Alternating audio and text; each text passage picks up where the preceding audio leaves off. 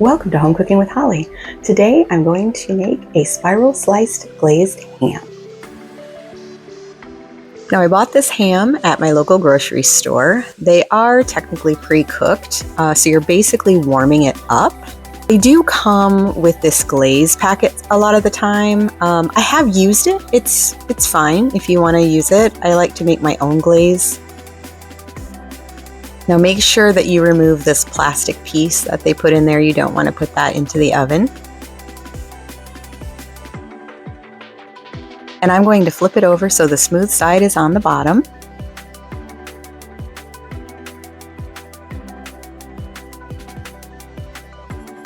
And I'm going to insert my meat thermometer here just so I can keep track of the temperature. You just want to insert this into a thick part and avoid any bones. You don't want it next to a bone because that will affect the reading. And I want this ham to come up to 145 degrees. Then I know it's completely heated through.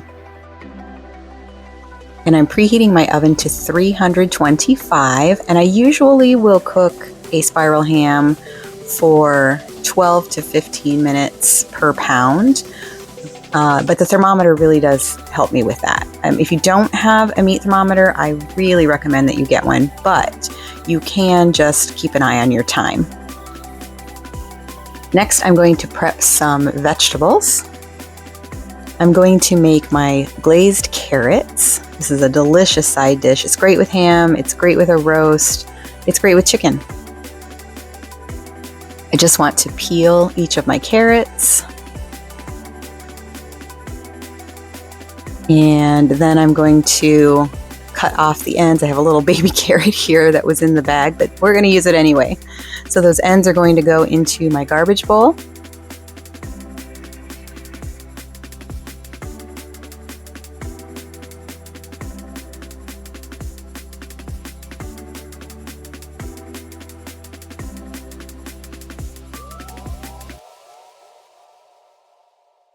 Now you could cut your carrots into sticks, strips, chunks, cubes, whatever you'd like.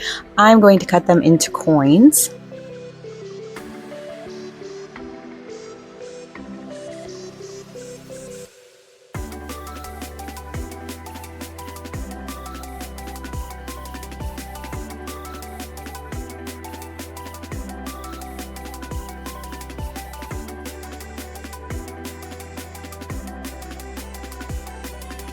And now my carrots are all cut up into coins, so I am ready to start cooking those as well.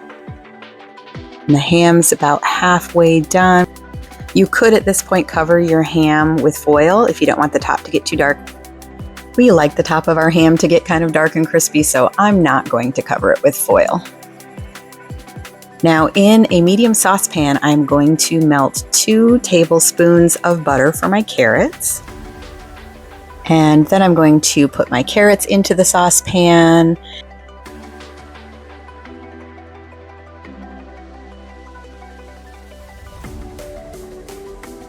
And to that I need to add 1/3 cup of brown sugar. I use light brown sugar. Make sure you pack it down so you get the full amount. And 1 cup of water. And then I just like to add a dash of salt onto it. I want to bring this to a boil. And once it boils, I will reduce the heat to a medium and continue slowly boiling it uncovered for about 20 minutes.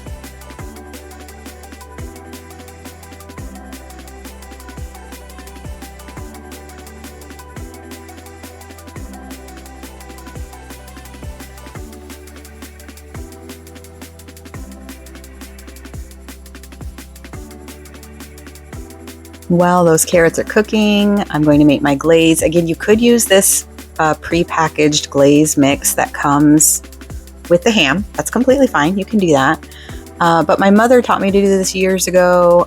We actually use a can of pineapple slices in juice. You don't want them in the heavy syrup. You want them to be in their natural juices. And I'm going to drain that juice out of the can. Now this gave me a lot of juice. So I'm going to pour some of it into a smaller bowl, about half of it. And to that I'm going to add some brown sugar.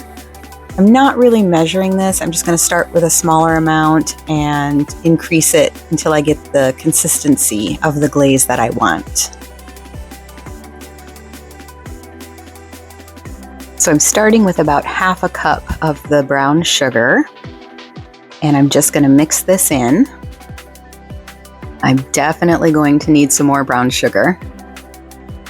It's okay if the glaze is a little loose and liquidy, but you don't want it to just be running all over the place. So here's where I'm really not measuring. I'm just scooping some out, putting it in. I can always add more juice if I get it too thick. I can add more brown sugar if it's too thin. I do usually prefer mine a bit on the thin side though. Okay, that's pretty good for what I want, but again, you can use this pre-packaged glaze. That's totally up to you. Now I have pulled my ham out, and you can see ours is nice and dark and crispy on the top. Again, if you don't like that, that's totally fine. Just cover it with foil at the halfway point. I'm just going to brush my glaze on top of the ham. And you want to make sure you get all of the top and the sides as much as you can with that glaze.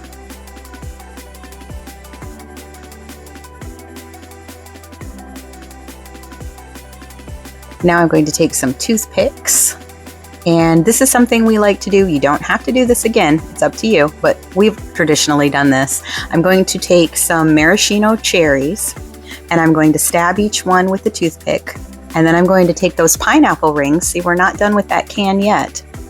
And I'm going to skewer inside of that pineapple ring and put this all around the ham so that we have cherries and pineapples just decorating the entire top. Now we love to eat the cooked cherries and pineapple with the ham. So this is my favorite part. And it looks so pretty when it's done. It's a great presentation. Now I'm going to pop this back into my oven just to let it finish coming up to the temperature that I want. And it's almost ready. And let's peek at our carrots. They are simmering away. They smell really good. They're almost done as well. I want to give them a stir. You can see all these beautiful bubbles. Now most of this liquid reduces, but not all of it will. So you can strain them out a little bit if you'd like when you're ready to serve them. I usually just use a slotted spoon to serve them, but we're almost ready to go. And the carrots look nice and glossy. They're full of flavor. Okay, our ham is done. It has reached an internal temperature of 145 degrees, so it's safe to eat. And it looks beautiful. It is ready to carve up. And here's some of that ham, nice and juicy, full of flavor. That glaze really adds something on the top. Delicious. And leftovers. You can do a lot with ham leftovers. You can dice them up and use them in omelets. You can slice them, use them for grilled cheese sandwiches or regular sandwiches. A lot of options. You can do ham and bean soup. Anyway, I hope that you'll give this a try. Please let me know in the comments below if you did.